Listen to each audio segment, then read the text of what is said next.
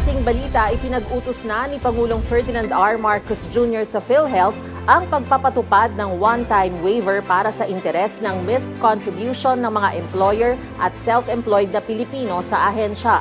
Sa ilalim nito, hindi na isasama ang interes sa kontribusyon na hindi nabayaran ng naturang mga individual mula noong July 2013 hanggang December 2024. Ayon sa Pangulo, batid ng pamahalaan na mabigat para sa mga ito ang 3% compounded interest kaya hindi mo na ito isasama para matiyak na makapaglagak ng kontribusyon ang naturang sektor at magkaroon ng access sa healthcare.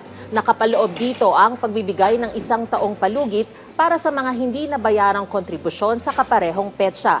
Dagdag ni Pangulong Marcos Jr. na inaasahan na makatutulong ito sa nasa 300,000 employers at self-employed na mga Pilipino.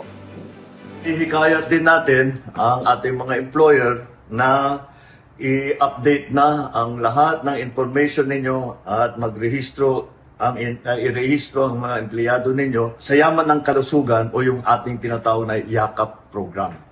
Kaya po, ito po ay patuloy namin ginagawa upang pag-aangin ang dala ng ating mga kababayan tungkol nga sa mga healthcare costs at sa lahat ng iba't ibang hamon na hinaharap ng ating mga kababayan araw-araw.